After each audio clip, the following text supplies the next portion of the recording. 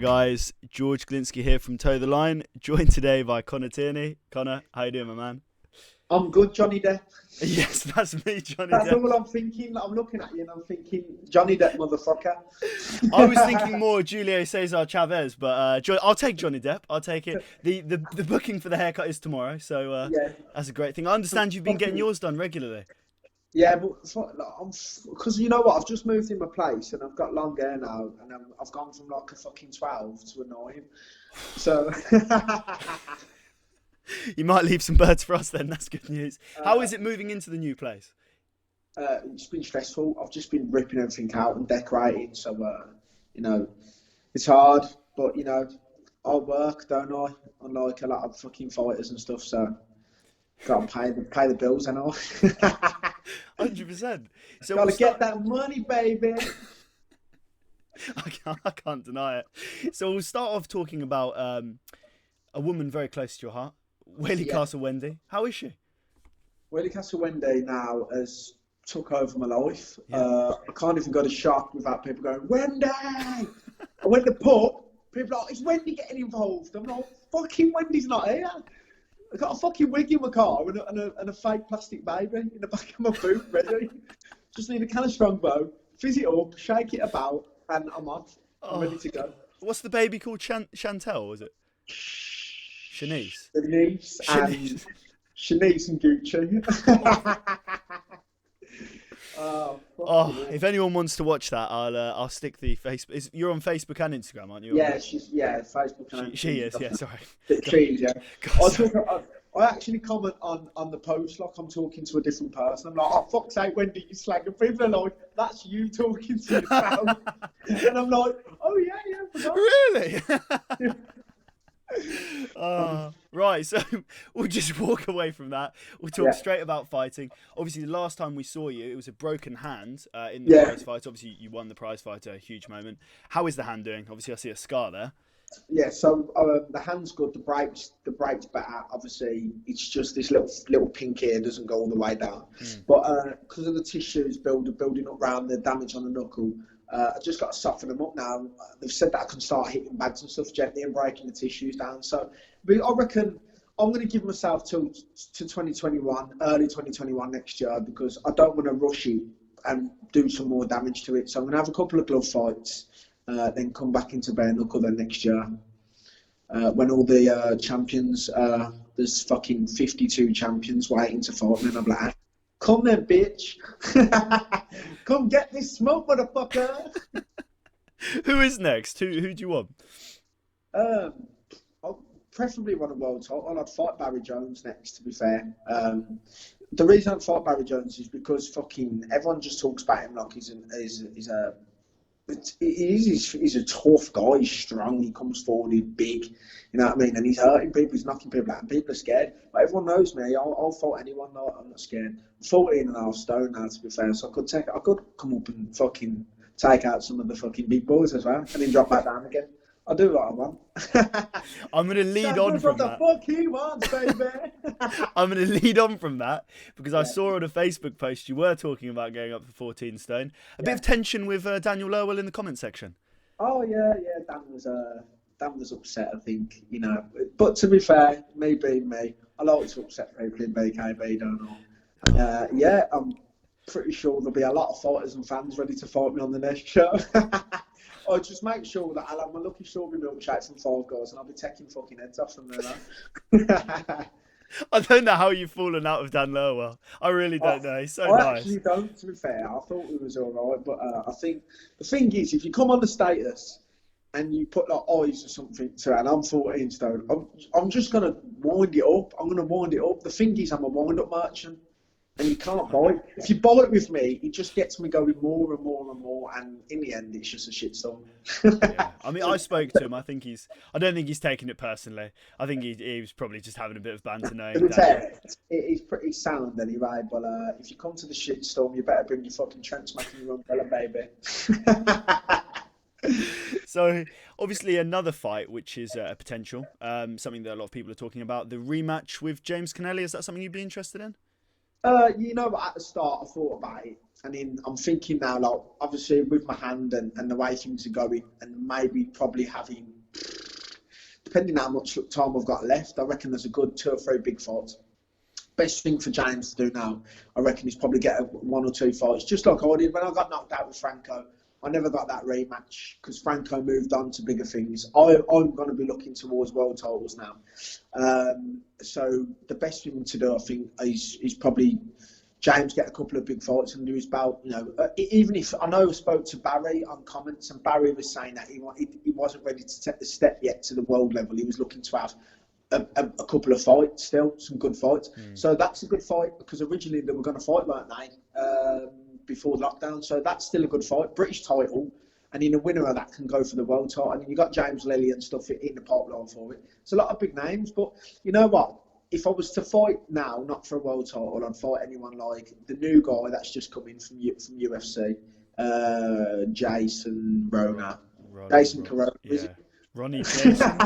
He's got or Edgar Puerta, or Michi Munoz, any of them Mexicans, tough guys that are big names I can get in against, I'll fight, because they're good fights for me at the end of the day.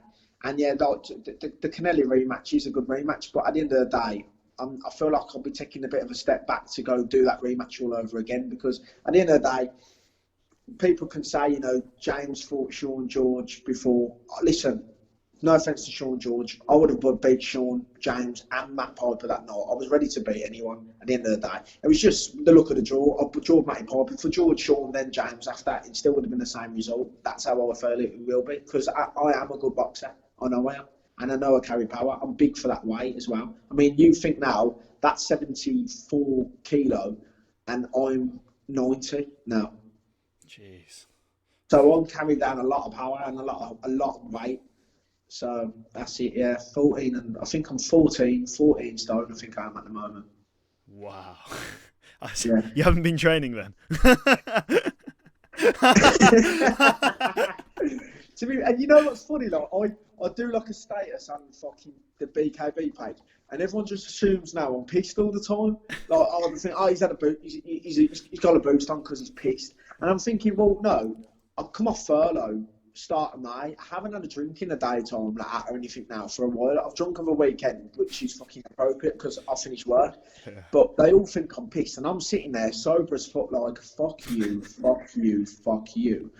Don't give a fuck, you know what I mean? I ain't bothered. I don't need to fucking get pissed to fucking say what I mean, say what I think, because I'm like that. I'm not asked.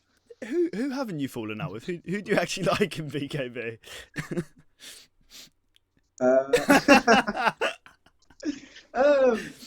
Obviously, do you know what? I'll tell you what, who I respect and really, really rate him as a person. Paul Hills. And I really do. The bloke's doing everything on his own. He's not latching himself around BKB fighters. He's not going round, you know what I mean? He's not fucking training with other fighters or sparring that. He's sort of kept himself to himself like a lone wolf. He doesn't really get involved on social media with it. All he's doing in social media is promoting himself. He's training. He's promoting himself.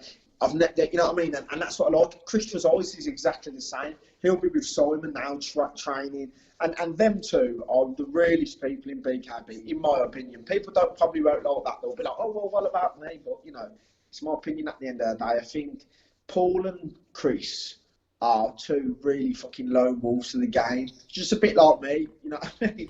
Like, I just fucking keep myself to, well, I don't keep myself because I have a go at everyone. But, you know what I mean? Like, I try and get, you know what I mean? And I'm independent, do you know what I mean? I'm independent in the sport, in the company, you know, and there's a lot of people that want me to, you know, go around and respect other fighters because of what we do. But at the end of the day, I always loved watching the Floyd Mayweathers and the Prince Naseem, so I wanted to grow up and be like that. I want to apologise to absolutely fucking nobody. He's a Conor McGregor clone, people. That's what he is. Yeah, I am. People are like, you're not fucking Conor McGregor, right? I'm like, oh, calm down. I want to apologise to nobody. Oh, can't wait to do the post-fight for the next one. But another guy that we've been speaking about for a while, Ricardo Frankie, you just mentioned him there, the rematch. Yeah. It's one of those where I think you put up a poll, didn't you, between who would they rather see, you versus Canelli or you versus Ricardo, and it was actually quite an overwhelming majority that picked Yeah. Franco. Listen, at the end of the day, I'm not going to give that guy any more attention if I'll mention his name again. One, because I've called him out over and over again. He made it clear that he's never going to fight me in BKB, which screams out to me, I don't want to fight you because I've watched your last fight and I know it's a bit of a threat. So, look, good luck to him in his next fight. If I win a world title and it's his turn to fight, he won't get that fight. I would have gave him I wanted the rematch, but because he squashed it and was like, yeah, he don't deserve the rematch, I will never fight you again. Come to my fucking back garden,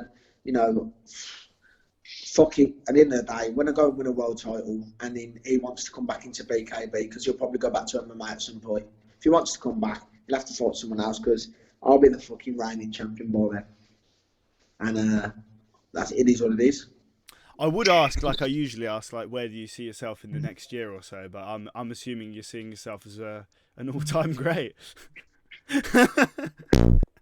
GOAT, Hall of Famer, legend, prize fighter champion, world champion, what? Mr. Entertainer, Brumtown Bomber, Brumtown Banger, Brumtown Fucker. What do you have to do? What do you have to do to secure a Hall of Famer place? What do you have to win now? Do you know what? You've got to have a word. You know what? You just got to be in the sport to and be relevant, haven't you?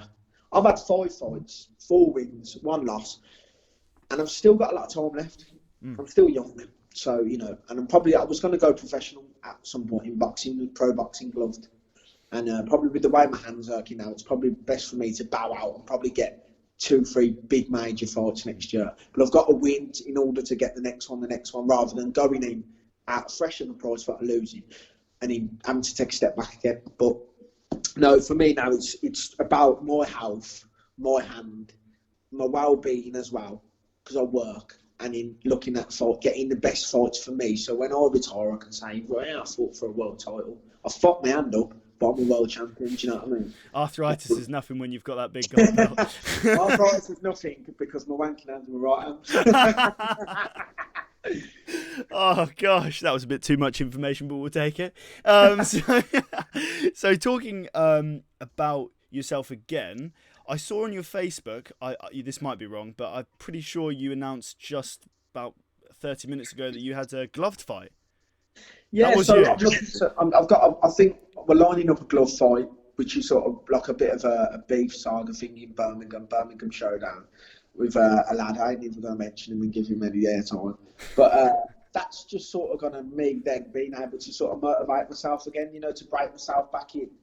Because I need, the thing is, I'm really overweight at the moment. I'm doing the Tyson Fury saga with the bare knuckle world. I've retired a champion. I was the people's champion.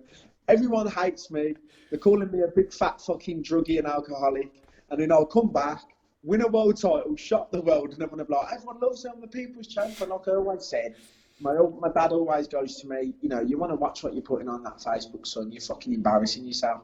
And I'll go, Dad, look at Tyson Fury and Conor McGregor. Everyone loves them now. I hated them at the start, and the fans eventually loved them. So haters will be my fucking raters soon. Love you all. So, well, that's a great way to end it, but we'll leave it with who you've got to thank. I assume the haters will be amongst those, but who have we got to thank so far for your journey? Do you know what? Thank Fitness Factory. Have done a lot for me, Simon Aycock, and especially with that last camp. To be fair, Simon done a really good game plan for that. We boxed. That's what we done. Everyone knows me. I'm fucking really good. I'm not blowing my own trumpet. I'm a really good technical boxer. I'm upright. I'm tall. Great. I've been in the amateur gyms for a long time. I've trained with world champions. I've trained with the Yafai brothers. You know what I mean? I've been around the fucking McCrackens and stuff. I've been around all the gyms in Birmingham training as an amateur. So to go back, utilise it properly, go in there and box, it's sort of uplifted me, and I wouldn't be where I am today in this champion position. Champion title, world, good looking bastard. If it weren't for them. And obviously I had other coaches like Dave at the start and stuff that helped me out at the start. And I want to thank all the women that have got in my inbox lately, because I swear to God, it's unbelievable. It's unlimited. So I want to thank you, all you girls, and that's it, yeah. Yeah, I just want to finish off to say thank you to the women as well. As you can see, the Paris Fashion Week look going on. Thank you to all the women that are hitting me up in the inbox, and thank you, Connor, for your time. Thank you.